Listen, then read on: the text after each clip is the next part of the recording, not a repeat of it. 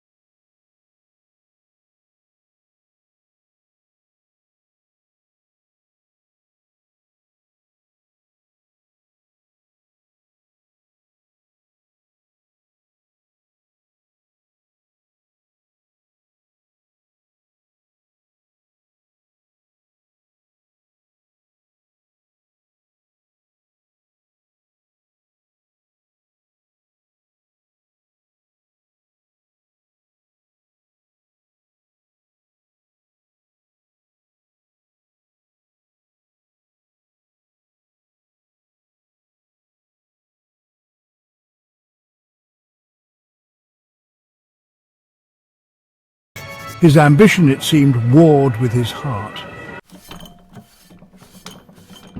Armed with the knowledge from Alistair Finch's journal and the chilling presence of the locket, Liam felt a renewed, albeit terrified, sense of purpose. He had to find a way to appease the spirit of Elara, to break the cycle of vengeance. He explained everything to Ella, who listened with a mixture of horror and a strange, grim understanding.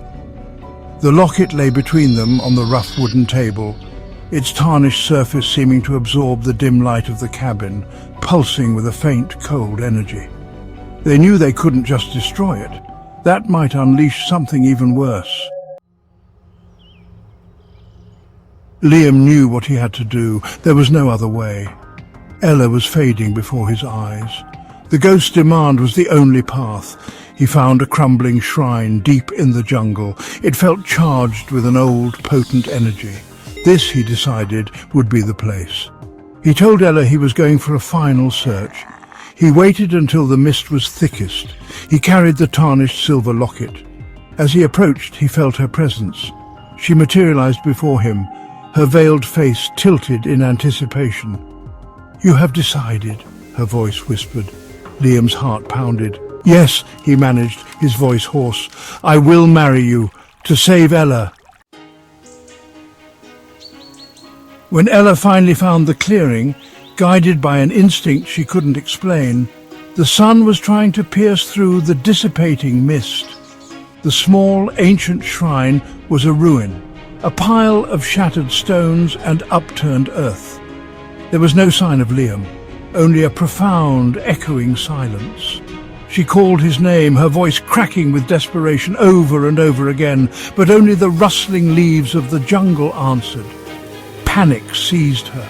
She searched frantically through the rubble, her hands raw and bleeding, tears streaming down her face. He was gone. Liam was gone. Then she saw it. Lying atop a moss-covered stone, glinting faintly in a stray sunbeam, was the tarnished silver locket, Ilara's locket. It looked different now.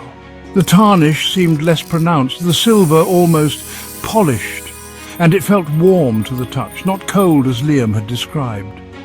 As Ella picked it up, a strange sense of peace washed over her, chasing away the immediate sharp terror, replacing it with a dull, aching emptiness. She felt stronger. The oppressive weight that had been crushing her for days had lifted. The jungle air no longer felt menacing, but strangely calm.